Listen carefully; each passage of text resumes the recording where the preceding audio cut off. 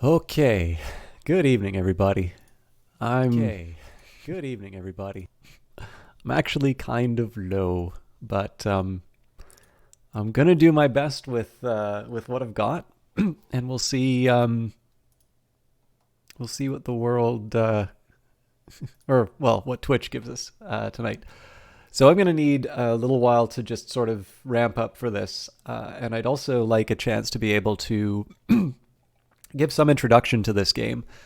So for those of you who are going to be watching on YouTube, and I have something of a suspicion that, based on maybe the Google algorithm, this might be something that gets unexpectedly picked up, and that can sometimes be a good thing and a bad thing.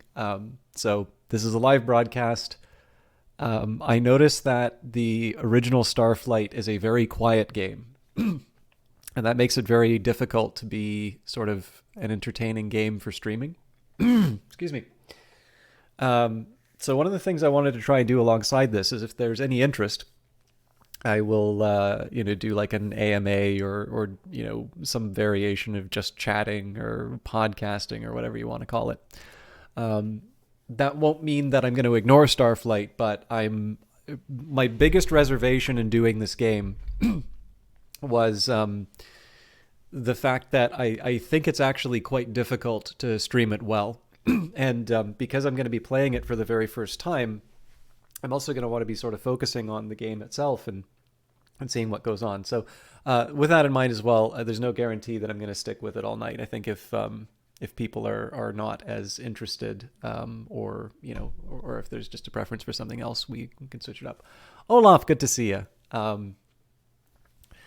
So maybe just by way of warning. So, I mean, again, like you've probably figured out by now, if you're watching this on YouTube, there's going to be quite a bit of, I don't know, quite a bit of digression and such. Couple of things about the state in which I am streaming to you from. So I've been struggling with sleep. It's not just today that I only got 2 or 3 hours, but yesterday it was sort of in a similar. But I got a little bit more than 2 or 3, but like well below sort of the 8 that I should. I also got a little bit of not exactly bad news, but just something to really put me off. And I'm doing my best to try and keep a positive mind about it. But like I said, I'm feeling a little low right now. And I had a nice walk. I got a bunch of books, both from the library, but also, for purchase.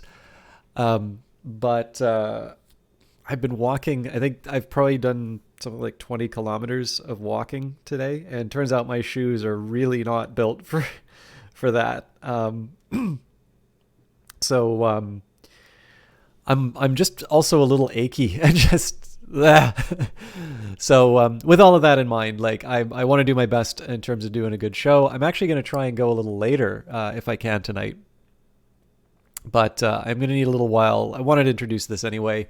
I'm definitely interested in just having an exchange with all of you if you're up for that, because I don't know, I'm hoping to and trying to get to my happy place by doing the stream. And I was actually originally going to do this game as a series of VODs, but I've actually learned something about this, which I don't know. Like the biggest thing I want to sort of stress, and it's already been 5 minutes, so people are probably going to be mad about me wasting their time saying this. There is no guarantee that I'm going to get to the end of this, and it's not just for like a question of interest or anything along those lines. It's actually very easy to screw this game up and not be able to move forward with it, at least the version that I have. So I would really like to make a good go of it, but it is it's a challenge, and we'll get into that in a little bit. Olaf says, "You're saying your boots are not your boots are not made for walking. Then what good are they going to do?" Good question. I don't have actually. No, sorry, that's not true. I do have one pair of boots, although I've noticed that they kind of rub up against my ankles quite a bit. So that that's no good. Okay. I don't like this is not going to be a sign of the entire stream. I'll at least start talking about Starflight. So this game is a neat one. There's a few different ways of trying to approach this thing, and I think maybe the best way for me to talk about it is I saw this back. So there was was at a friend's place, and like they had significantly older brothers, and they also had a Sega Genesis. I'm pretty sure it was. So that was like where I first played some flavor of Street Fighter 2. I know it wasn't like the original Street Fighter 2 because there were like 8 different versions of Street Fighter 2 or something like that. I think that's the only time I've ever played like a Sonic the Hedgehog game. I think it was like a third or whatever. I mean, by that time, I'm pretty sure there were other consoles out at that time. So I believe at that time, like the Genesis was like an old console. But if you like games, you're gonna find them where you can. Maybe the PlayStation wasn't out there. I don't know. Like I don't have a really good time. Like the thing is, I don't know a whole lot about console gaming, unfortunately. So it's a little hard for me to to get a timeline on all of this.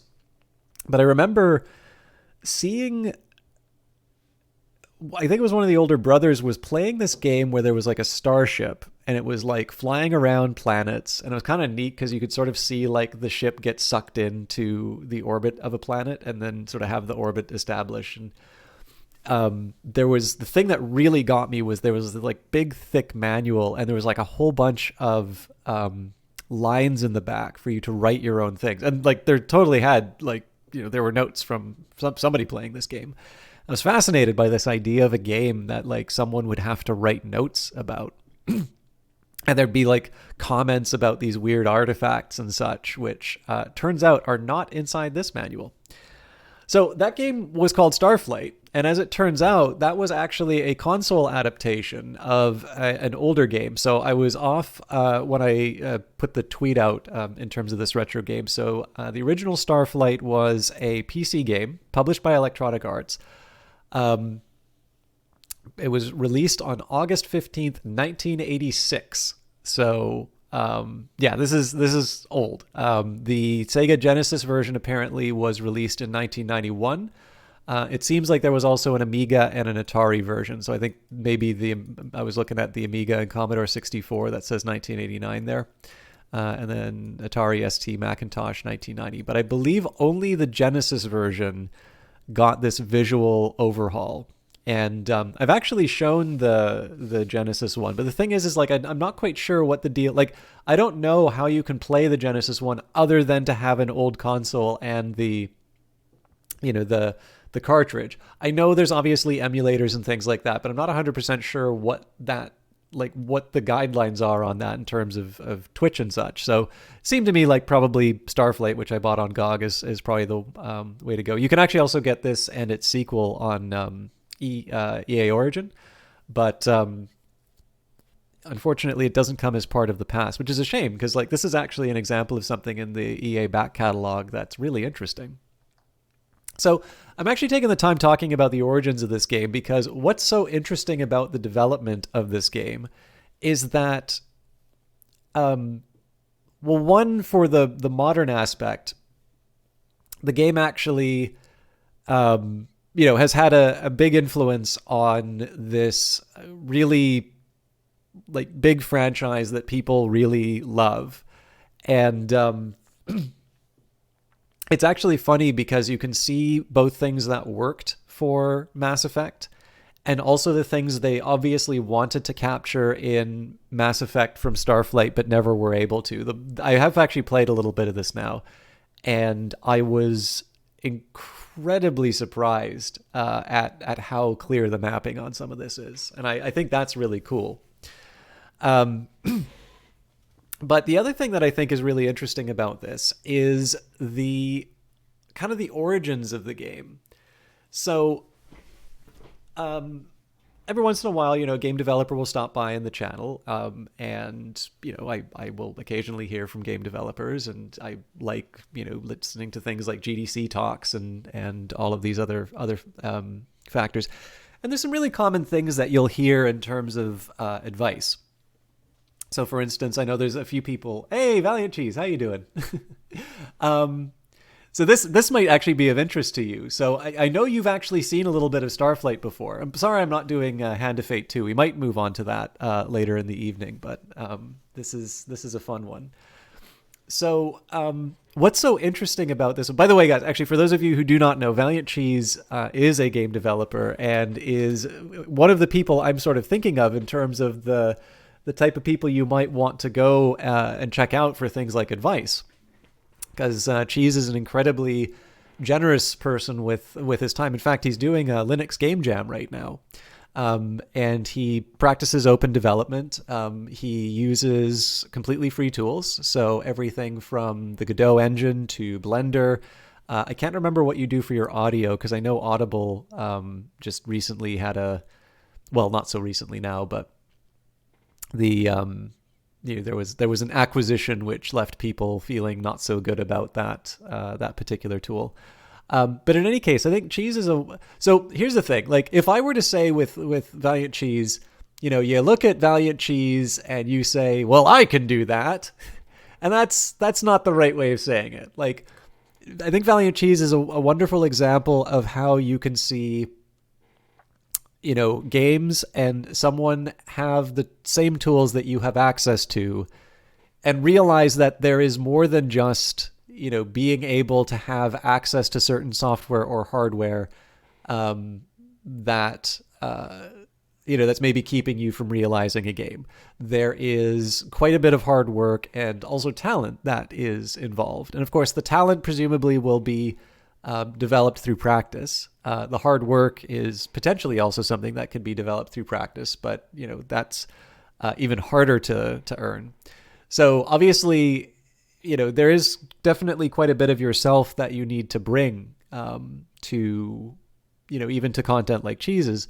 But I do think that there is something very valuable, and I'm hoping that for those of you who are interested in game development, do take the chance to watch his stuff. To basically realize that, talented though they may be, that, the people behind the games that you may enjoy are still people, and there is not some magic function that if you just keep learning C#, you'll find the secret, like, int make awesome game, open close parentheses, function that you can write or something like that. It's neat to just be able to go from something where you're like, all right, we've got a cube on the screen and that's it.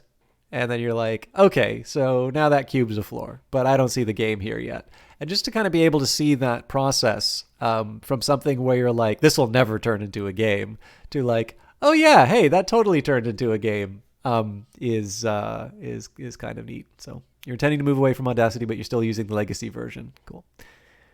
Build perfect game compiler option really should be documented better. We'll see. Intel's hiding it in their proprietary compiler that you have to pay a license for. It's like GCC. They haven't implemented that yet, so it's a shame, really.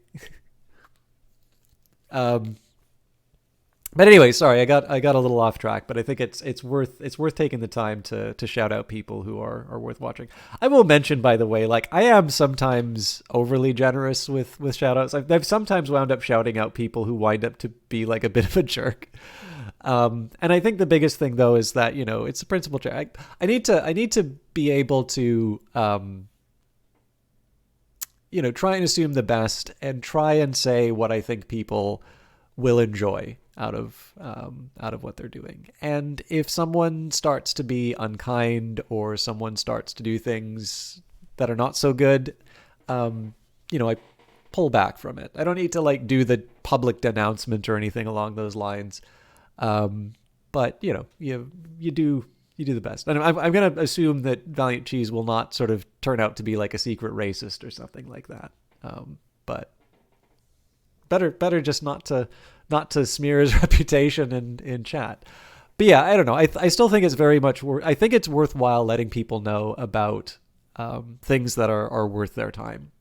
And I do realize that being, overly generous, maybe with people who I'm, trying to maybe give a confidence boost to or something like that, might mean that people get their time wasted.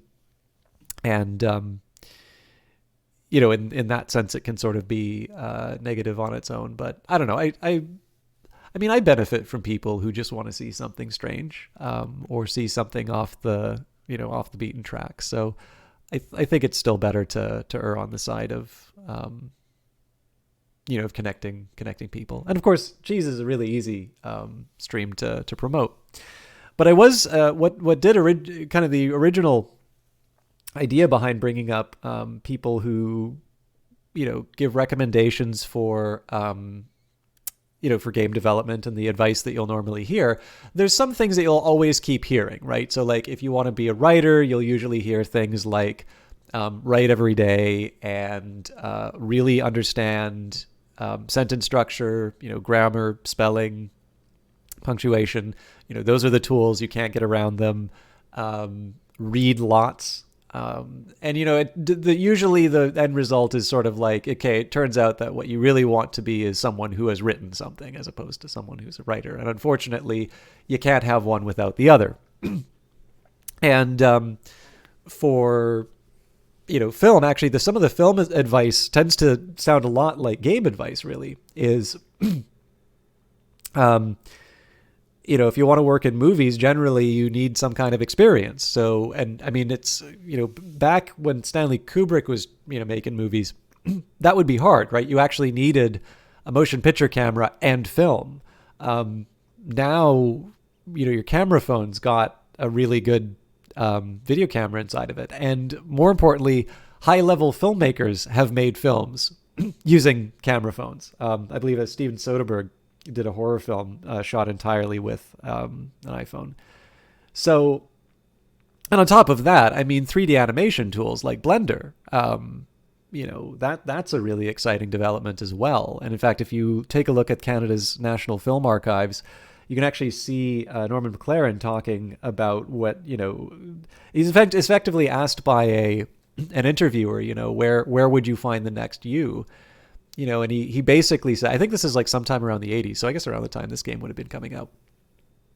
But he is, he sort of says, it would be very exciting to see what some of these, new animators could be doing with the computer. And, you kind of get to see a little bit of a, a little bit of a hint in terms of him sort of realizing the potential that I'm sure some people were already working on at the time, but definitely was not something that was, that was still definitely a few years off before people were really seeing the potential for computer animation. So, even in my case, in working in camera, working on projects, either doing your own or working on someone's is clearly the best way to try and get in. And of course, in terms of gaming, it's the same. But with gaming, you'll also get a few other bits of advice. So, for instance, it's very common to say for your first game, do something very small. Usually think of the smallest thing you can and then cut that in half and then cut that in half. And that's the appropriate scale for your game. So, I went from, an MMO to an MMO, but the M went from massive to moderate. So, and then, there's also something to be said, use tools that people can help you out with. So this will mean like Godot or Unity or, Unreal.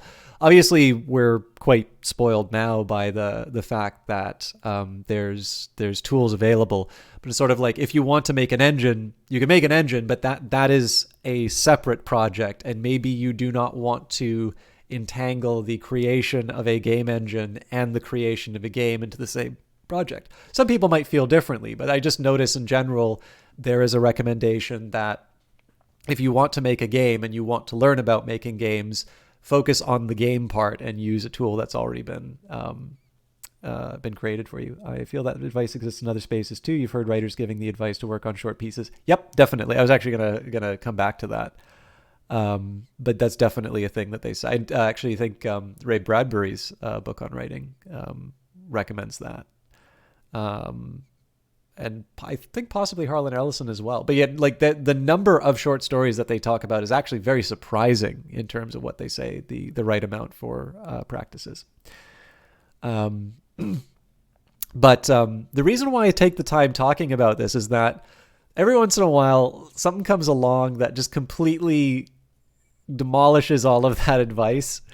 And it makes it really hard because, like someone can go around and say like, oh, but what about this game? That was their first one. And it's like, well, yeah, but that's like one exception. So Starflight is that exception. Starflight was, at least in terms of the lead designer, Greg Johnson, the very first game that he worked on. The game was made by a group called Binary System. But what about Disco Elysium? Yeah. The game was made in a programming language called Forth, which I've actually heard of outside of the context of Starflight. That was something that came up in the local game dev community. And so I think part of the reason behind that was memory limitations and such. But go forth and make games. Hey, Night Alien. Well, there's no pixels on the screen right now. I don't know what you're looking at. And this game is absolutely massive in scope. I believe Orson Scott Card basically described this game as about the closest that gaming had gotten to like the feeling of Star Trek, the series. This game, it couldn't have been the first because like Rogue was already a thing, but definitely a very early use of procedural generation in terms of games. Now, I'm not 100% sure if this is a question of like all of the planets are different each time you play the game, or they just use that so that the planets would sort of be generated as you play the game, but the seed is the same so that they go through. This later, actually, it was I think one of the office mate and possibly a collaborator on this. One of the people who worked on Star Control was inspired by this game. But basically, in addition to sort of all of the procedurally generated planets, it's got sort of a sandbox-ish kind of take. And obviously, for a game made back in 1986, these are a lot of things that we think are really, really cool. And like there seems to be an endless demand for. But like all of that was made in Starflight, and there wasn't a whole lot that you could point to as sort of a precedent for it. So not only is it like the first game for at least one fifth of the team, I don't know about the rest of the people who worked on it. But they wound up making something that was very forward looking in terms of the sorts of things that we think are interesting now. And it was one that was definitely recognized as being quite significant at its time. I think it sold, it sold very well.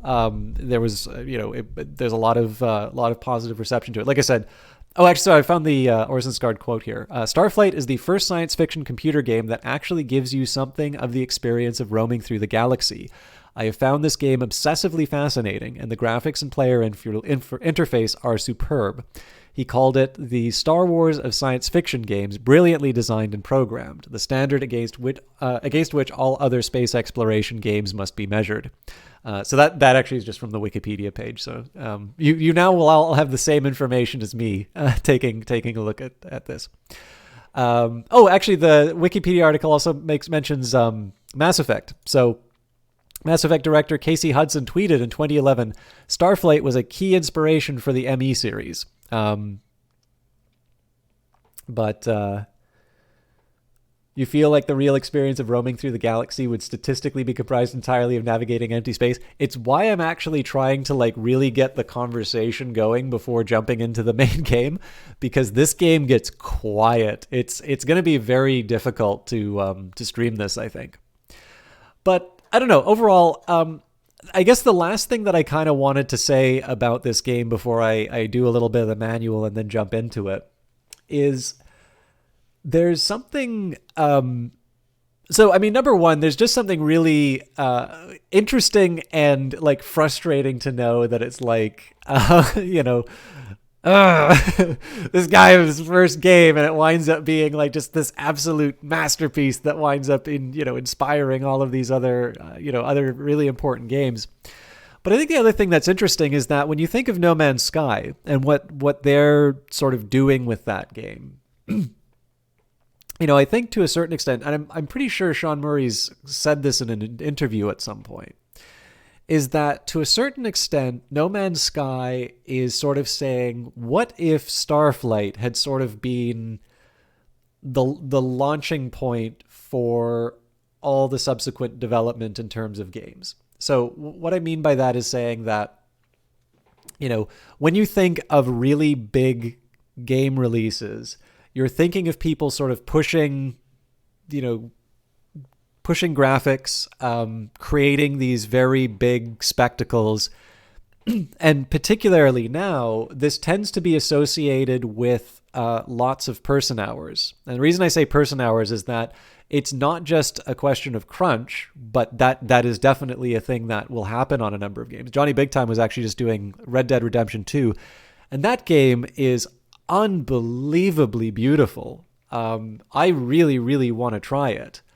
But we also know there was a huge human cost attached to that. And you will hear similar stories for the Naughty Dog games, which again, really seem to be sort of pushing the envelope in terms of what you can do. But to do so involves just this massive amount of work that seems to be even beyond their biggest expectations, or at the very least, it's just simply recognized that they're going to to run hot for such a long period of time. But on top of that, you've got companies like Ubisoft, where you've got teams of thousands of people that will just sort of swarm from project to project, making sure that every little bit of detail in that world is realized. They'll move the plants where they need to go, and you just got out of school, so you're going to make properly, done 3D models for apples, and you're going to make sure that you've got, a few different versions for like different levels of detail and close up. And then, once that project's done, they just move on to the next one. Maybe you're in science fiction for a few months, and then, you're off to the pirate game or something. In one sense, it's really impressive to see how they do it. And I mean, obviously, this goes from, a game like Wolfenstein, which, originally the technology for that was to realize a Mario-like game, and possibly even Mario itself, according to some versions of that story. But basically, id Software developing, a way of being able to render frames fast enough to be able to do a good side scroller. Not doing that. Well, I guess they did Commander Keen, so I guess they eventually did a side scroller. But eventually, turning that technology into a first person shooter like Wolfenstein 3D, that eventually becomes Doom. Doom becomes Quake. Quake, everything's got to be 3D now. And obviously that sort of put us on a particular path, and we like, please do not get me wrong, we get some great experiences out of that. Like, I've been playing Grand Theft Auto 5, which is an old game now, right? I really like it. I think I think there's some very clever satire in it. It's got a great soundtrack. It's fun to just go around and do anything. All the cars look great, they sound great, but there's no possible way a team of 5 people is going to be able to make that game. And so No Man's Sky, again, it has the benefit of all of this, all of this development that's happened in terms of being able to sort of realize a certain level of visual polish. But No Man's Sky, to a certain extent, almost seems, excuse me, almost seems like the kind of game where it's asking this what if. It's like, so what if instead of like Doom taking off or like Quake taking off, what if something like Starflight or something that had those kinds of priorities had been sort of the path that we sort of follow? What would the games look like then? And from what I understand, Hello Games was a very small team working on that project. I suspect they're quite a bit larger now, but it's definitely not that there aren't artists working on it. But in this case here, the technology is very much focused on just trying to be able to wring out as much as possible. If you take a look at the install size of something like No Man's Sky versus a Mass Effect game, or versus Grand Theft Auto or Red Dead Redemption, or Modern Warfare, there's no comparison. Like No Man's Sky is very, very small, and so again, that's I guess that's at least how I like to sort of look at it, and that I think to me is where going to a game like this becomes sort of interesting.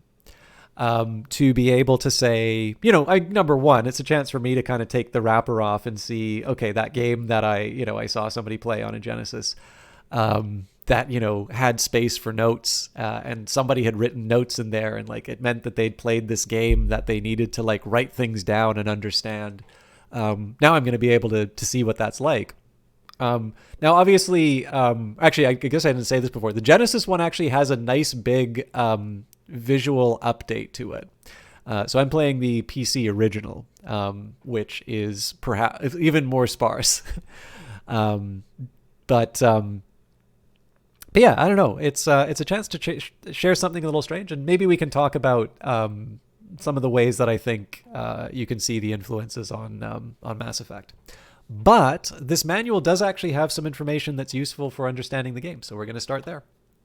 And we'll read some of the information about the game. So, The Dream. Back in 1982, we approached EA with the idea of creating a universe on a disc that would let people experience the feeling of exploring the universe. It was an ambitious idea. We knew it would require a lot of time and development of some new technology. We were more right than we knew. So yeah, again, remembering at least one person on this team has never made a game before. The cutting room floor. We rewrote the game script several times as we struggled to achieve our goals. We wanted the universe to convey a gigantic sense of space, complexity, and life, and we wanted an exciting fantasy role-playing game with a wide spectrum of character interaction and activity. It seemed like whenever we were close to finalizing the script, we'd find another way to make the game more fun. The Planet Builder.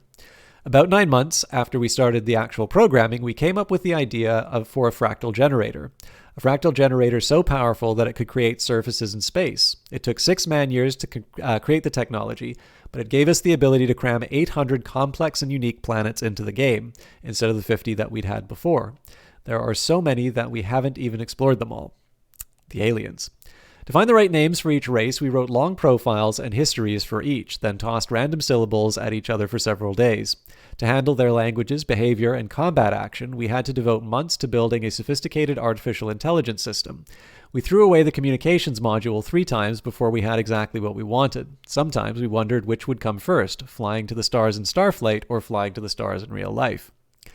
Breathing ammonia. Once the fractal generator builds the planet, the ecosystem generator creates environmental conditions for it, like gravity, atmosphere, minerals, and temperature.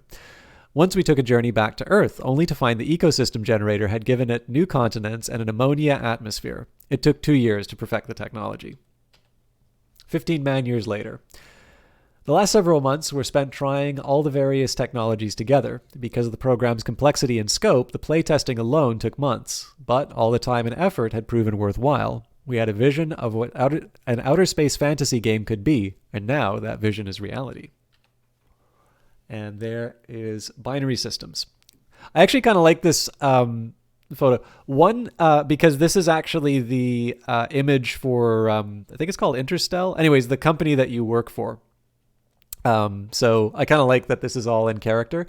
But this actually also reminds me of a old John Carpenter film. I think this was one of his student films that was given a budget to sort of boost up. Okay, yeah. So We'll get to that.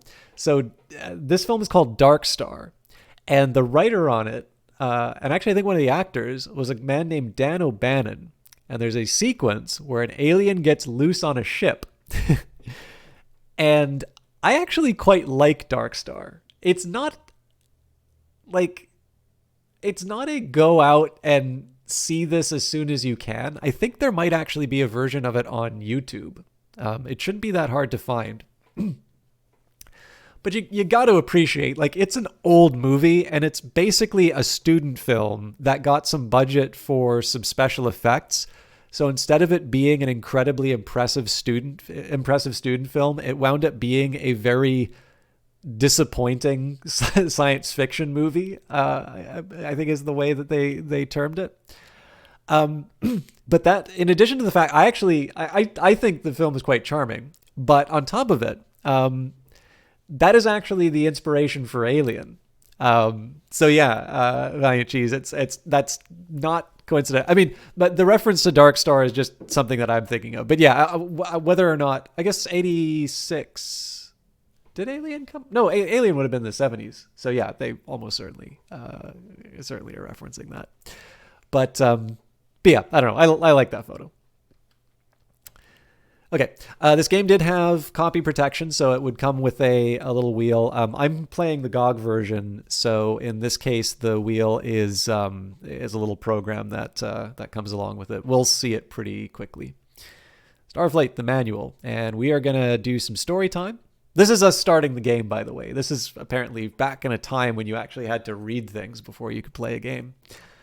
Starport Central, Arth Orbit Station, 30-10-46-19. Oh, sorry. Starflight came out 2 years after Elite. Likely they were under development at the same time. Development cycles were much shorter back in those days. Another world taking 2 years to make was big enough deal that a note about it was incorporated into the box art. Yeah, I mean, they talk about 15 man-hours here, but it's like a team of 5 people, so I don't know, it's like 15 man-years. So, I don't know... does that mean it's a 3-year? Actually, I do recall the wiki article saying something about the game potentially being canceled. Is there? I wonder if it says when it so it came out a year behind schedule. Yubera said that the game was almost canceled more than once, but it doesn't say when they actually started. Oh no, hang on. The original idea for making a video game was conceived by McConnell and Yubera in 1983. McConnell hired colleague Dave Bolton, who had the idea of using fractals to generate an endless virtual universe, along with Curso, Gonsalves, Lee, and Johnson, all of whom were first-time game designers. Bolton quit the project early on in development, saying it was too ambitious, with Lee replacing him. So if we take the wiki for its word, that would mean 3 years, and then that also lines up with the idea of 15 man-years because of a 5-person team, presumably. I mean, again, if they added extra bodies, then that kind of messes with the numbers or that. But yeah, it would look like about a 3-year history. But yeah, Elite is definitely so. I'm definitely giving a little too much credit for Starflight in terms of being unique. In terms of, I know Elite is another really big. Actually, Elite is a big influence on Grand Theft Auto. It turns out, so it has a nice little combination. The thing is, I've not played Elite. I've played Elite Dangerous a little bit, but I don't have as much to talk about on that one. So. Yeah, maybe I'll play the original Grand Theft Auto at some point, and we can talk about Elite. Or I could play the original Elite. Anyways, Starport Central, Arth Orbit Station, 30-10-46-19. Dear Starship Commander, we are sorry you were unable to attend the Operation Starflight briefing last week. Those who attended can vouch for the enthusiasm and excitement that prevailed during the meeting. We at Interstel feel that this is the beginning of a new era, and that you and your colleagues will be instrumental in making this mission a success. To make sure you will have all the information you need, we have included a copy of the briefing transcript and your own copy of the technical reference manual. This latter document contains the information you need to operate your starship. Without it, you could find yourself in deep space with no way out. Guard it carefully. Needless to say, it is highly confidential and is, if you will excuse the old cliche, for your eyes only. The briefing transcript is included for the background information it contains. It was decided to provide this information in this form rather than as a summary to give the absent members a sense of the atmosphere that prevailed during the meeting. As you know, Interstellar is in no position to outfit starships as fully as you might like. Consequently, a lot hinges on your entrepreneurial ability to generate revenues early on. You will then be able to use those revenues to outfit your starship for more distant and more profitable voyages. The following are a few suggestions in that direction. Your initial allotment of 12,000 MUs is enough to allow you to buy 4 cargo pods and to gather and train a crew. Your ship comes equipped with 1 Class 1 engine and 20 cubic meters of Endurium, so you won't need to do anything to your starship except name it. We suggest you train your crew with the funds you have remaining after you purchase the cargo pods. You will then be in a good position to mine the minerals found on the planets in our own solar system. Fill the cargo pods with minerals and bring them back to Starport, where you will find willing buyers. We realize that some of you may find this strictly commercial endeavor somewhat degrading, but we have found that it is necessary in order to complete your first primary mission. Of course, you are free to follow whatever strategy you see fit. Just be aware that Interstellar cannot afford to give you a second chance should you fail in your first attempt.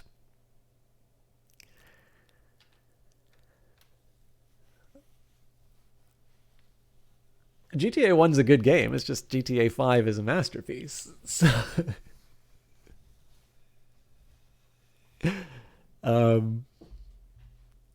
I don't think you're wrong, Night Valley, and I know you're wrong. What lost me, Night Valley, was when you said that Saints Row was a good satire, because GTA 5 is also a satire. It's just not as obvious. It's like a modest proposal. So like Gulliver's Travels is probably an example of a satire where you probably have a really good idea. Like it kind of, well, does it really say that it's a satire? I don't know. I think it does a good enough job of showing it. Whereas A Modest Proposal like never really comes out and says, okay, I'm not really serious. So like where the satire of Saints Row is basically making fun of the video game. And I can definitely feel why a lot of people will think Saints Row is a better satire if they play a lot of video games. But like, I don't know, like I remember talking with a lot of people. I mean, I was working at a bank during the financial crisis, and like all of the like the empty houses, the foreclosures, all the different types of people you meet, some of the lines that say after, like, I mean, for crying out loud, there's a security company called GRUPPESECHX. Group Sex is a hilarious name for a security company. Like that game is not taking itself seriously. But it's not, what it isn't doing is giving you like a sex toy as a weapon, like Saints Row. And the thing for me is that like one of the reasons I actually like Grand Theft Auto 5 quite a bit is that I don't think all the 3D Grand Theft Auto games were necessarily like that. Like I think I tried Grand Theft Auto 3 on an iPad, and maybe I just like it was because of the distance from me, but like it definitely felt a little bit more like this was a story that was really focused on like people who'd only really watched kind of like gangster movies and had a worldview shaped by that. Which, I mean, again, if you're playing Grand Theft Auto, like it's a big violent theme park, but yeah, I think Grand Theft Auto 5 is a considerably better game than people give it credit for. And I mean, obviously from sales, like that thing is still number 1 on the charts, but nobody likes hearing the argument that sales is an indicator of quality. But GTA 3 was the last game in the franchise you played. I felt much less satirical than the first 2. Yeah, definitely. Certainly seemed to be received as a straight game by all the people. Yes, I definitely. And actually, you probably played more of it, so I'm glad I'm not completely talking out of out of thin air.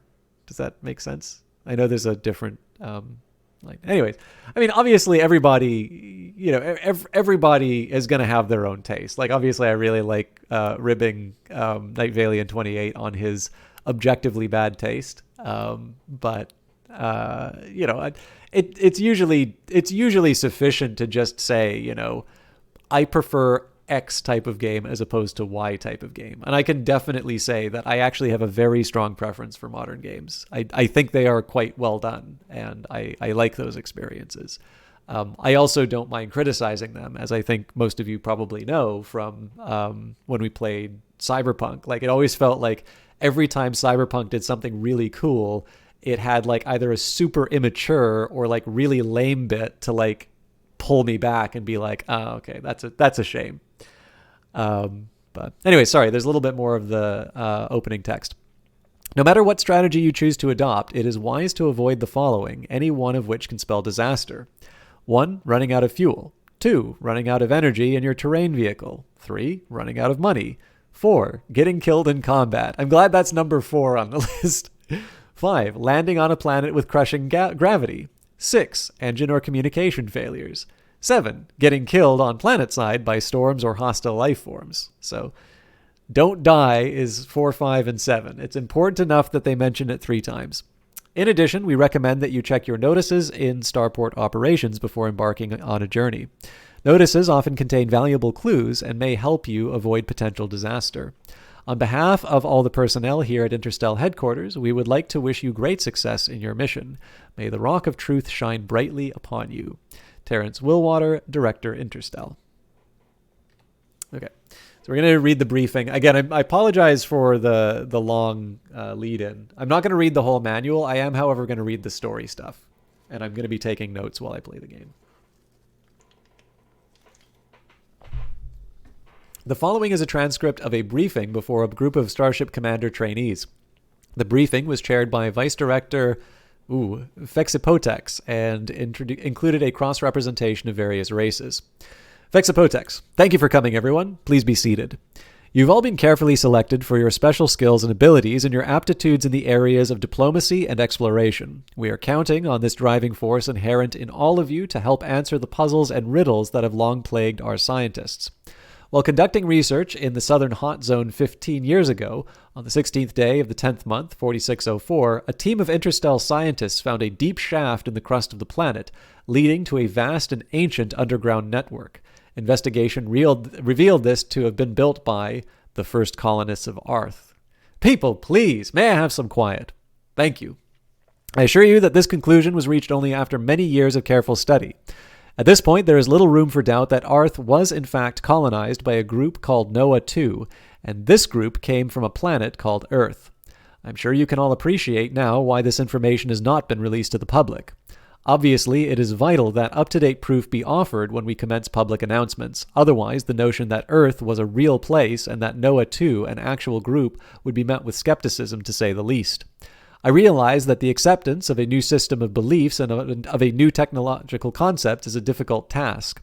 Many of you may still be skeptical. This is perfectly understandable. I only ask you to bear with me now. After this briefing, you will be seeing some holo footage, which will, I think, cast any doubts from your mind. And of course, when you begin your explorations, you will be using the new technology yourselves. As you might imagine, this discovery answers a good many questions, but it also raises quite a few. There was an old empire and a great interstellar war. From what we have been able to piece together, it appears that during the final stages of the war, when the empire was facing imminent defeat, an ambitious colonization project, Project Noah, was launched by an organization then known as the Institute. The reasons for the war, for Noah 2's failure to maintain their level of technology, and for the empire's final fate have not been determined. We have, however, found several references to Ulek, Gazertoid, and Phlegmak, and believe these are names of races which were hostile to the Empire, possibly responsible for its downfall. Further evidence confirms the theory that humans, Elowan, Thrin, and Velox, referred to then as Veloxi, were all part of the old Empire and were represented in the Noah 2 group. In addition to the historical data, we have uncovered sufficient technical data to let us reconstruct some of the old Empire technology. The most significant area of this technology has focused on peculiar lumps of crystalline matter, which the Empire called Endurium. It was on this substance, unlike any we have encountered, that their superphotonic, or faster-than-light technology was based. Fortunately, there was enough Endurium in the underground colony to allow us to experiment freely and actually construct a few prototype starships. Yes, we have constructed starships, and superphotonic technology does work. The next phase of our experimentation involves exploration. Our scientists and the public are eager for answers. In front of each of you is a captain's technical reference manual. Information relevant to your mission can be found in the main body of the text. Other information allowing a deeper understanding of those with whom you will deal with has been compiled by our researchers and can be found in the appendices. Should you decide to participate in this exploration of the unknown, you will be given command of a ship and choice of crew. As an additional incentive, you will be paid for any discoveries you make. You will make use of this money to purchase anything you desire or to train your crew and modify your ship further. One final note. You are not the first interstellar exploration group. The first group, which consisted of 13 ships and 78 explorers, was dispatched 5 years ago. To date, only 2 of these ships have returned, and we have found no word as to the status of the others. Because each ship was carrying only enough fuel for a 1-year journey, we must assume that they are not returning. Nevertheless, in the past 5 years, we have made significant advances in starship technology, and you are a much more capable group than the first. We are confident that you will have no major difficulties in successfully completing your missions. I would now like to open this briefing to questions. Yes, Navigator Eshar. Vice Director Plenipotex, you mentioned that 2 trips had returned from earlier explorations. Is there anything that you might be able to tell us of their experiences that would be of interest? It so happens that one of the captains of those vessels is here among us, Captain Thritrin of the ISS Hyperion. Captain, would you mind standing up and answering this question? Certainly. It is difficult to know where to begin. Our voyage lasted for the better part of 2 years. As it happened, we chose initially to travel in a downspin direction with a 14-degree coreward orientation. Our first encounter with alien vessels was just coreward of a G-class system at 15064. We were surrounded by 3 scout ships of a very peculiar design. Upon entering communications, we were astonished to find that these ships were manned by Eloan. We were even more astounded to find that the Eloan have not outgrown their foolish animosity for the Thrin, as have the Eloan here on Earth. This was evidenced by the fact that shortly after communications, we were established the Eloan sent us a message to the effect that they could detect my presence and that of other Thrin aboard the Hyperion, whereupon they immediately terminated communications and opened fire on us. Fortunately, I had equipped the Hyperion with adequate weaponry to handle this annoyance. In fact, I consequently found it necessary to destroy quite a number of Eloan ships, purely in self-defense, of course. Most regrettable. Please, may I have order? I am certain that Captain Thirthrin resorted to the use of force only when absolutely necessary. I am confident that she acted only in good faith and never fired the first shot. Is that not so, Captain? Of course, though it was necessary upon certain occasions to... There, you see? Now, please, may we have some quiet so that the captain can continue her narration? I really wish I had a different character talking right now. Yes. Well, during the 2nd month, our explorations were altered course. We altered course and traveled to an outward and downspin direction. It was only a matter of weeks before we encountered our 2nd alien race. These aliens were hardly alien, however, for this time we had encountered the Thrin. It is a difficult thing to describe how it feels to come face to face with one's remote ancestors. To feel that one has finally come home after being lost for 1,000 years. After spending the next 1.5 years among my lost brothers and sisters, it was all that I could do to force myself to return here.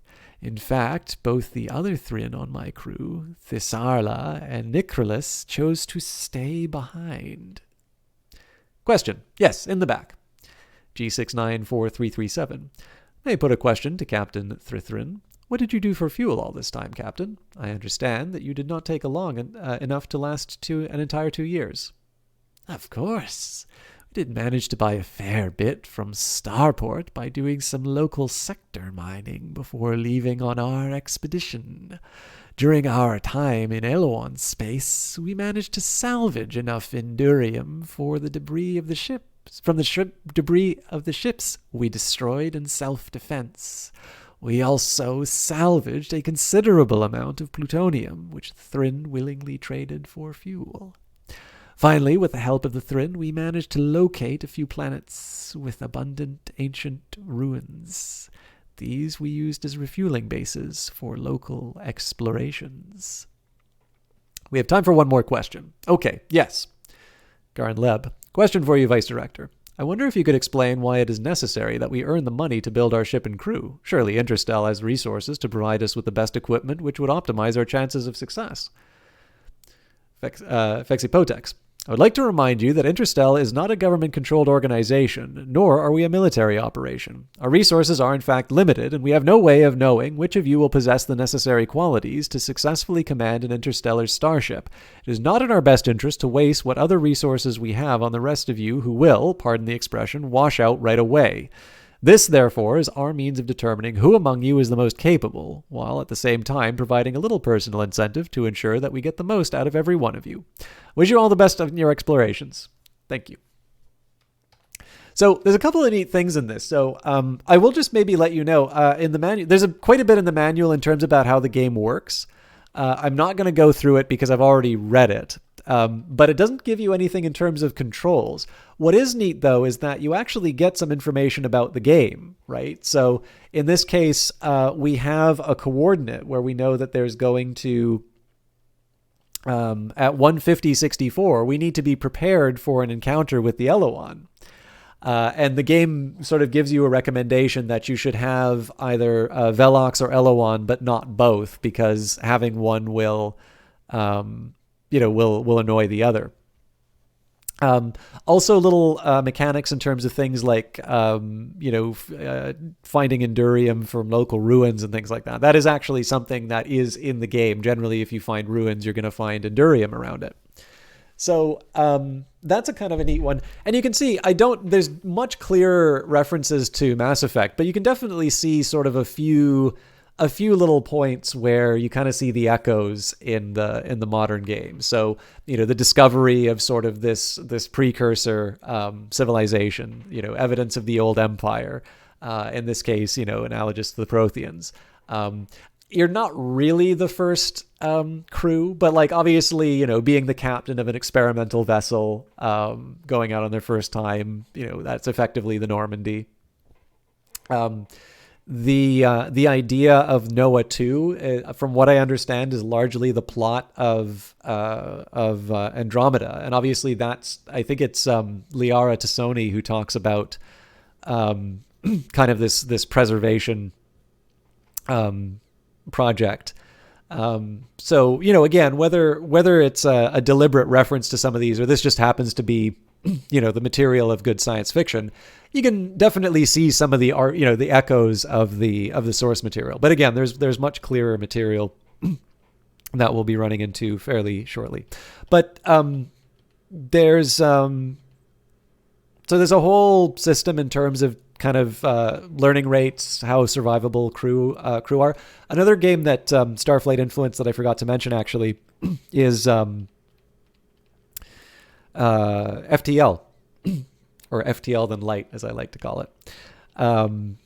One part of this game is discovering planets that you can colonize. So there's some instructions here. Again, I'll bring those up as we need them. But there's actually one last little bit of lore, and then we can finally open the game file. And this is excerpt from the Religious Writings of Arth, the Book of Endurium, Chapter 1, The Years of Darkness and... there's also a timeline. Chapter 1, The Years of Darkness and Chaos, verses 1 through 6. In the beginning, there was darkness. Or was there light? Nope, there was darkness. Anyways, then man came on the scene, and verily did he create a great spacefaring empire, and unto him, I'm almost positive there was darkness in the beginning. Well, anyhow, man spreadeth wide and extended himself amongst the heavenly bodies of the universe, and it was good.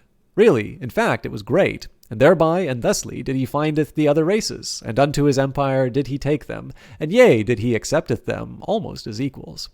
And for a time there was rejoicing, and forsooth all was hunky-dory. Then upon mankind was there laid the greatest of catastrophes, and he was bummed. The lands trembled, and the skies burned, and yea, destruction was brought down upon the empire of man.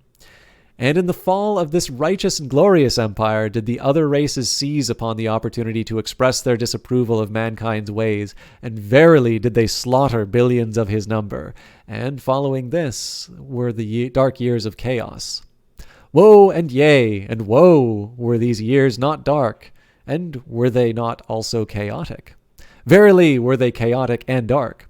In these years there was the darkness of chaos, and the chaos of darkness. Both the darkness and the chaos were like unto no darkness or chaos as had been seen before. And from this dark chaos, which was both chaotic and dark, were born the colonial worlds of Noah, which were like unto children of the empire. And among these worlds, which were like unto siblings, was Arth and its moons, were like unto children of Arth, which were like unto grandchildren of the empire, and first cousins of the other colonial worlds. Chapter 2, The Prophecy, verses 1 through 4. And yea, Arth shall be plunged into dark years of chaos. I say unto thee, yea, yea! Shall these years be dark and chaotic, like unto the other dark years of chaos? Woe shall they be even more dark and more chaotic. Verily shall they be so dark and so chaotic, it cannot even be imagined how dark and chaotic they shall be. Long and long shall these years of darkness and chaos be, and then from these dark years shall there arise a new Arth and a new council, and lo, they shall be new. And then within the bowels of Arth shall there once again be movement. Yea, and proudly shall man once again walk the corridors of the children of Noah. And within these corridors shall he once again findeth the rock of the ancients, which was first found by man within the ruins of the ancients, wherein they did dwell and live and generally hang out long, long ago. Praise be to the ancients who were like unto, who were like unto nothing in particular, and who did walketh amongst the stars before even mankind was a twinkle in the cosmic eye of reality. Hail Endurium, O holiest of rock-like, high-yield energy materials, O beauteous shining rock of truth! Praise be to that holy legacy of the ancients, for in it shall mankind once again findeth his destiny among the stars. So it is written. Excerpts from Captain's Log, Noah 2 Expedition, 1100 hours, 322, 3454. So this is over 1,000 years before the briefing that we just heard. We're exactly 9 hours away from Earth, and the crew is completely exhausted. It has been 4 hours since we were attacked by the Gauzotroid ships, and I am going to yellow alert so that some of the crew can get some rest. While the ship has sustained major damage, all systems are operational, and there are, miraculously, no casualties. I'm afraid that in my optimism I've made a grave error in judgment and endangered the lives of all aboard. In selecting our course, I was fully aware of the fact that the primary jump link would leave us just outward of the staff constellation. Lately, there's been a good deal of Gauzotroid activity in that area. Since the link was only about 8 sectors from the Sol system, however, and since there existed a secondary link which would deposit us in the immediate vicinity of Arth in a matter of hours, I foolishly decided to risk an encounter rather than spend weeks in hyperspace. The moment we dropped out of the flux, we were under attack. Our missiles had little or no effect on the Gauzotroid ships. Apparently, they've devised some new form of shield against missile attacks. Fortunately, we accidentally hit another flux just upspin and coreward of the first one. Our navigator has just located our position, and we're at 189.90. This puts us quite a long way from our destination, but we're alive. With luck and no more surprises, we should reach Arth in approximately 2 days. Captain out. Finally, the timeline. With the information we've discovered in the underground colony ruins, our researchers have been able to piece together a timeline which we feel is fairly accurate. We're still not sure about a lot of the details, and many of the references are obscure. We are hoping that from your explorations you may be able to provide us with enough data to fill in the remaining gaps. 2100, man discovers Endurium. 2150, man discovers Endurium's application to superphotonic technology and begins exploring. Colonization begins, start of the Empire. 2300, man meets Velox. 2650, Major Endurium finds usher in the Empire's golden era. 2675, Empire discovers Spemen. 2770, Empire discovers Thrin and Eloan. 3000, start of the first wave. 3120, Velox Pact of 3120. 3260, first wave, ends. 3400, start of the second wave. 3450, Project Noah is initiated. 3454, launch of Noah 2 expedition. 3480, fall of Earth. 3505, bomb hit Arth, creates southern hot zone and forces underground, colonists above ground. 3520, Arth society collapses and the dark years begin. 4400, Arth's new era begins with the new council and the Industrial Revolution. 4500, rediscovery of spaceflight, sublight.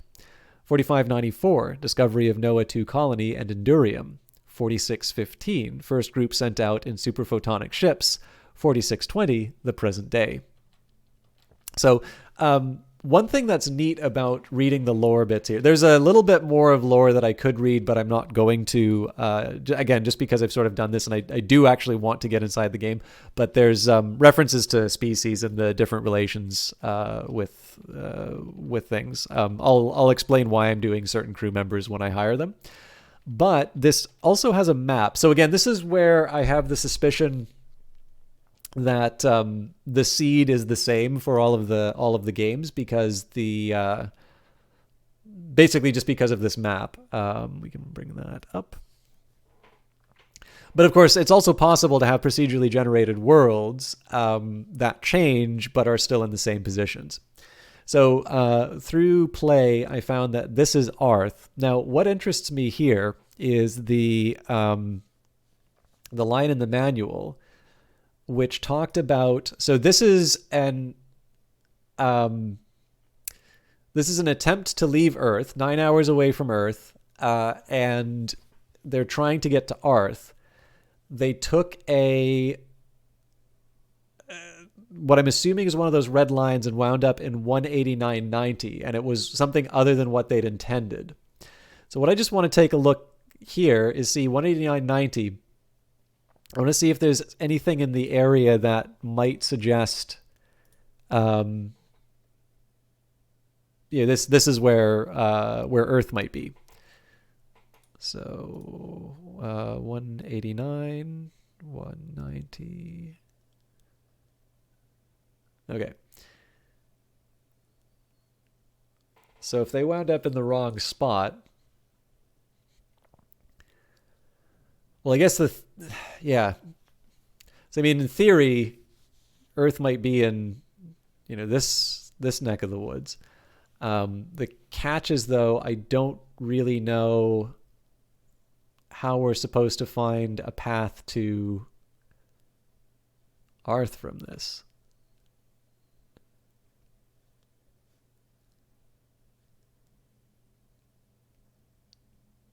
Yeah, I don't know. It's a tough one to draw too careful of an inference from, but it is neat, right? That you've got you've got little bits in the manual which might be suggesting places that you can find inside the game. So we'll occasionally refer to the world. You'll also notice that when Thriss was talking about her travels, it is kind of helpful to know upspin is north, downspin is south, outward is west, coreward is east. Obviously, that doesn't mean anything in space, but it's more convenient for me to think of it that way. But it's been an hour now, so let's. I've held off the Hour of Doom long enough. Let's see what this strange retro game looks like. Oh, sorry. Actually, I'm going to give you an example. Here's why this game is easy to break, because this will give me a chance to get something else ready.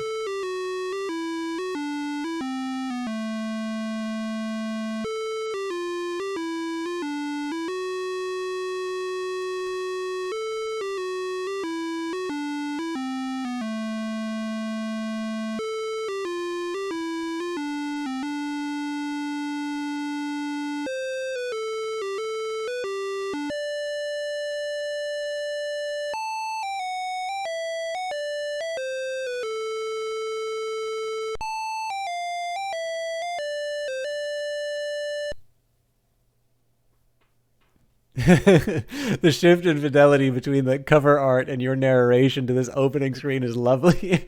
I think this might be something that they use with detainees when they want to try and extract information from them.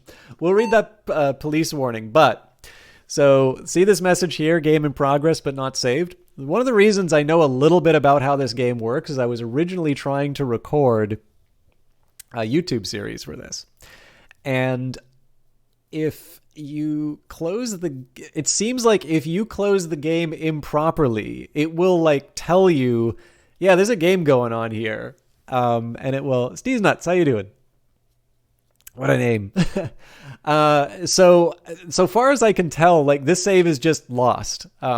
Which in fairness, like I did something stupid in the playthrough anyway, so I wasn't all that sorry to lose the progress. But this is one of the reasons why I said early on that it's possible I may not get to the end of this thing. Yeah, lost in space. Because like it is just so easy to to make a mistake. Like if I hit the little X button, which you obviously can't see on the stream, but like that might easily be a thing that I do in the heat of the moment. I wind up in a situation where I'm not able to carry on. But this is also kind of helpful. So on the odd chance that somebody goes, I don't know if the EA version of this has DOSBox as well, but certainly the GOG version does. If you wind up in that situation like me, you can do reset and start the game. So that wipes my save. The other thing that I found was, like, I thought, oh, okay, RGB is probably right.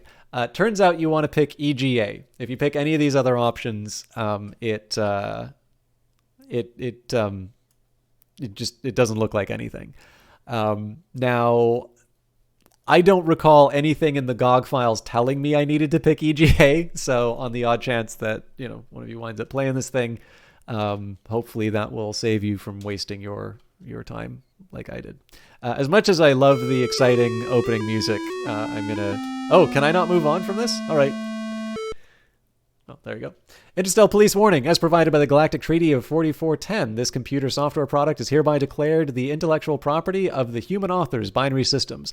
All rights are henceforth reserved in space and time. Provision for the protection of intellectual property is covered under Section 8.9.1a-F of the Intangible Property Act of 4506, ratified by all beings except the Gazatroid. Included in Section 8.9.1a-C is the provision for Interstellar Corporate Police to enforce the law. Warning. Any being caught with an unauthorized copy or version of the software product will be punished by the Interstellar Corporate Police. Punishment may include the destruction of the offending being. I wonder if you're allowed to do funny copyright notices now, or if it just like makes it void. So this is the Starbase, and we look like a Looney Tunes character.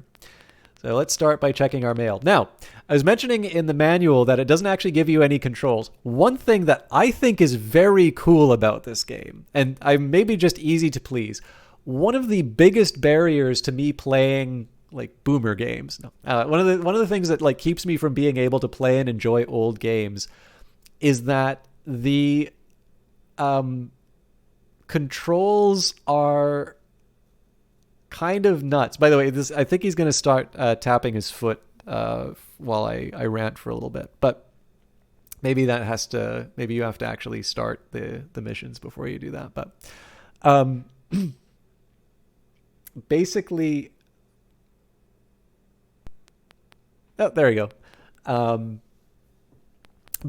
Yeah, one of the biggest barriers to me playing more retro games and like really getting into them is these really kind of baroque control schemes or ones that just don't seem to make a whole lot of sense. And I completely realize that this is me just being, hey, Miss Ariella, you missed a little bit of description it was an hour of description of how this game wound up influencing Mass Effect, but you're going to see some other bits coming up pretty soon.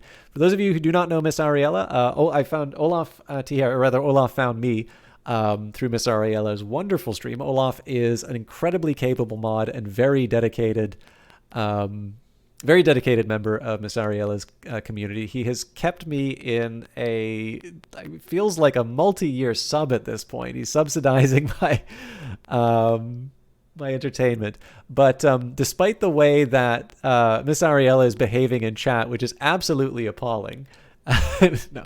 Miss Ariella is somebody who I've had the pleasure of meeting in Vancouver, is an absolute sweetheart of a streamer. I know we don't get a chance to see her as often as I'm sure we'd all like, but real life is important, and I know Ari's got a lot going on in her life. So definitely somebody who I recommend checking out, or at least checking out her stream.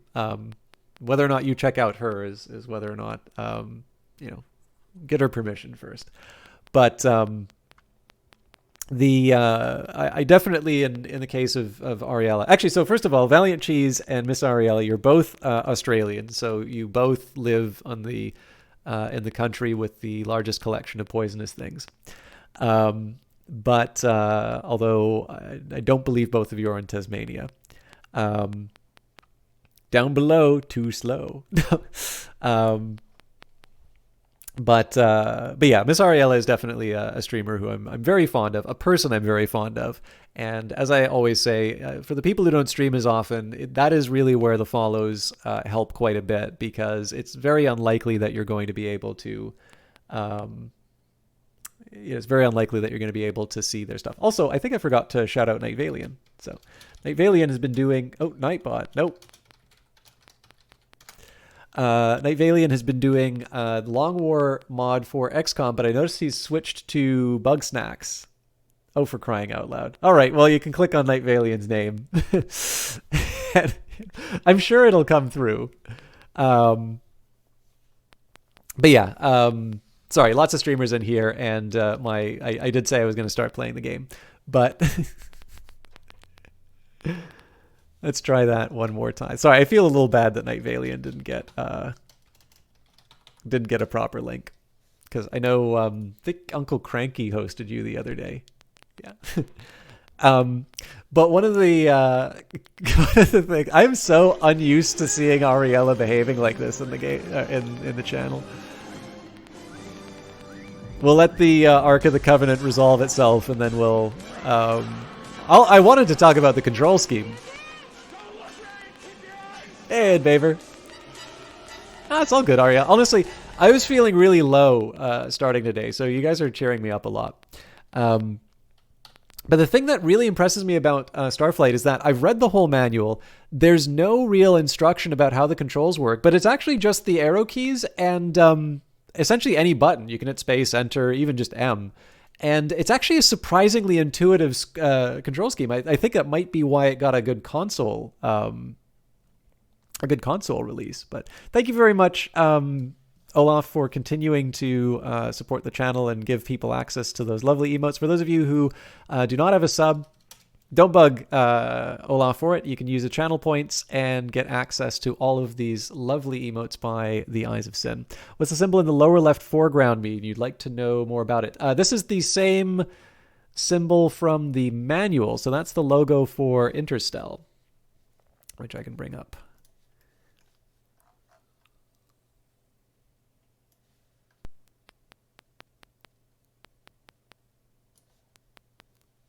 Same one here. 3C? What do the 3 C's stand for? Wrong answers only. But yeah, I don't know if it ever actually specifically puts Interstel beside the logo, but we will see it in the game in just a minute. We call it system stock here, Olaf. It's rotated 90 degrees. Oh, is it? Did I? No, I don't think it's. Am I going nuts? So this is kind of right side up, and then this is like in the this bit here. It's just reflected, like it's just the ship. It's like it's the ring. So I think this is just perspective. Yeah, I think in this case this is just pixel art per perspective. Okay, Interstellar Operations, Orbital Division.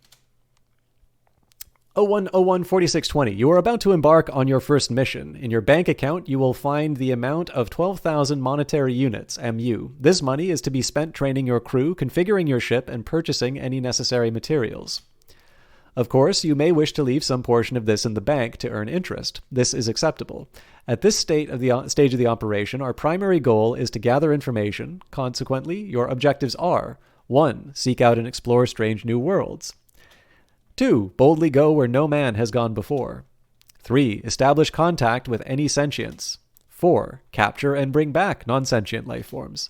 5. Record alien life form data. 6. Bring back alien artifacts. 7. Bring back any valuable minerals, including Endurium. This is the resource that enables faster than light travel. 8. Keep from getting brutally killed. We have little information to offer concerning what you might find. Or we suggest, however, that you avoid the area of space around the coordinates 13584, since that is where we lost contact with 2 of our earlier ships. I'm just going to take a quick second here to see if this is the same 13584. Yeah, so it's the same coordinates as the last time that I ran this. Scout reports indicate a high density of minerals in the mountainous region of the innermost planet of our system. Further, we have found information that leads us to believe that there may be some ruins of the old empire at coordinates 17 north, 162 east on the second planet on the neighboring K-class system. So I'm not going to do this every time we're given directions, but just as a reference point, the appendices will help translate this. So in the manual, K-class is orange. And then if we take a look at the map, so I know it's pushing it forward. So we've got Arth here. This is the neighboring K-class system, so we'd want to go to the left. Endurium is the name of it. So Iridium is slightly different in the Mass Effect universe, but yeah, there's resource. That's actually one of the things that I'm going to be pointing out of the inspirations for Mass Effect. And how you doing, Chuckle Limit?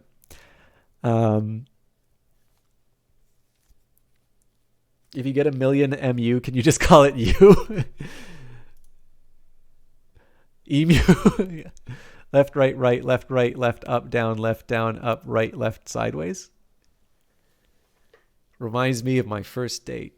Anyways, we've also received some indications of alien activity in the system in 17594. Doesn't necessarily say that it's positive or not, but is it pretty bit back by the looks of it? Yeah, I think they said there's 800 planets in this, Ed Baver. Okay, so end of the notices, we'll go to... So it says next message if I hit down, but I don't believe there is another one. So nothing to be evaluated on if I believe. Yep, you've not filed any Colony World recommendations. So we're going to go and hire a crew. Actually, sorry, we're not going to hire a crew quite yet. We're going to configure our ship. I'm used a Greek letter that's used for the micro prefix in the metric system. Oh, that's right. I definitely, yeah, sorry. We have metric in Canada. I always think of mu as, isn't mu the symbol for an average?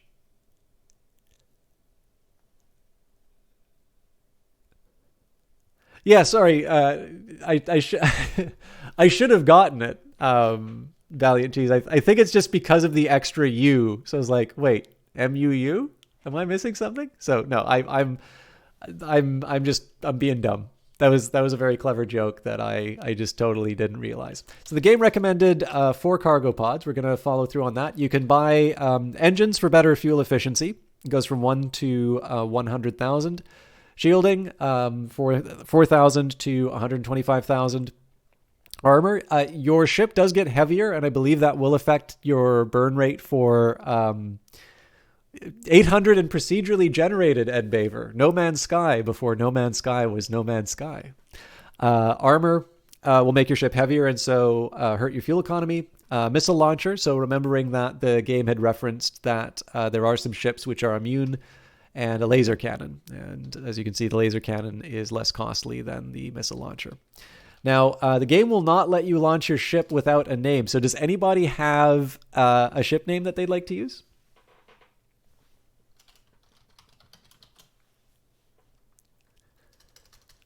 I won't spend forever. So going from monetary units mu to units was stretching it. Yeah, I'm being silly.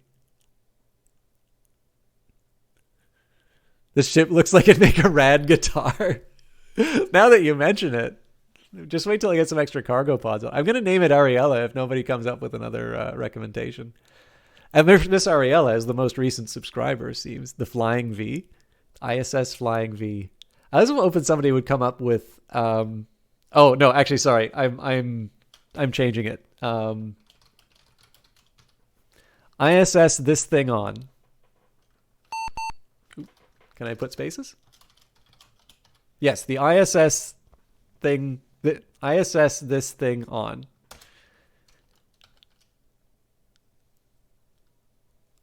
I do. Oh yeah, Flying V. I also know Les Paul. So don't know how to play guitar though. So crew time.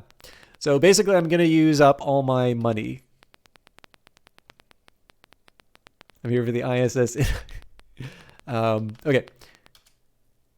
So just to give you an idea of when this game was made, the interest rates are 12%. So obviously a product of the late 80s. Oh, have you played this, Valiant Cheese?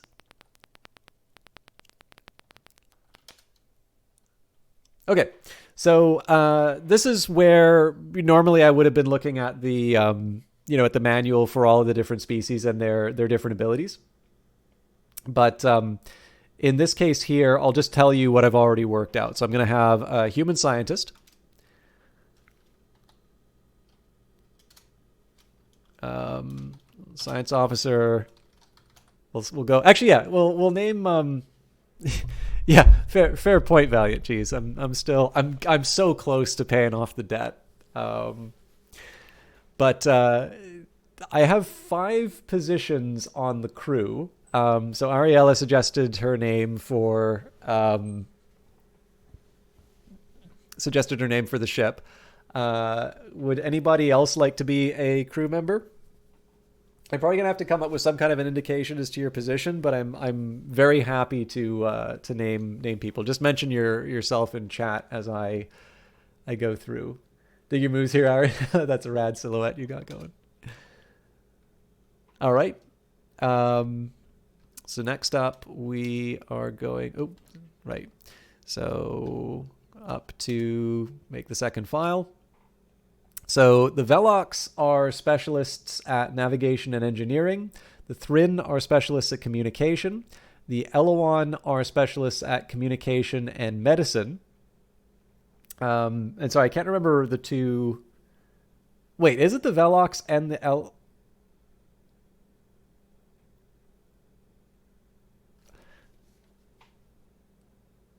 Have I been building my crews wrong?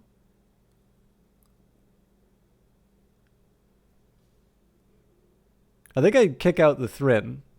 Let me just double check that I get this right, though.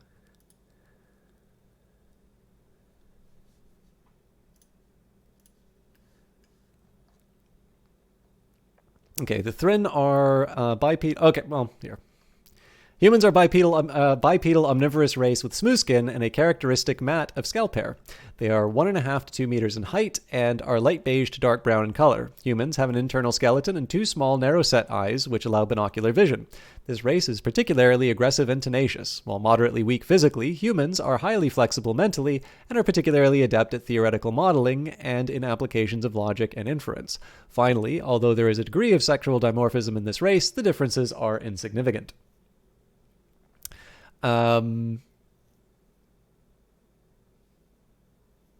Right, okay, so it says see note below. Note, because the ancient enmity between the Eloan and the Thrin, it is not advisable to include a member of each race in your crew. Although the individual members of the two races would undoubtedly deal with each other civilly aboard your ship, you would be unable to communicate with either race in a space encounter. This is because the presence of a member of one race precludes any useful communication with the other race. Part of your skeleton is external. Yeah, no worries, Miss Ariella. I'll try and yell Ari whenever I think there's something Mass Effect related coming up, or not. I don't take attendance here. But yeah, we're gonna use Velox and Eloan. Velox are good at navigation and engineering, and I believe I'm hiring my navigators. So Valiant Cheese, let's describe what type of creature you are. The Velox are insect-like creatures with 2 legs, 2 arms, and 2 intermediate appendages which can serve each as either. They have a hard red chitinous exoskeleton, 2 large compound eyes, and 2 antennae which serve as olfactory sensors. When in an upright position, Velox is approximately 1.5 meters in height if male and 2.5 meters if female. Velox culture is akin to hive culture, and they are not known to be particularly intelligent. Sorry. They are, however, exceptionally strong and durable, and have excellent hand-eye coordination. These traits, in conjunction with a well-developed spatial sense, make them well-suited to engineering and technical tasks. So I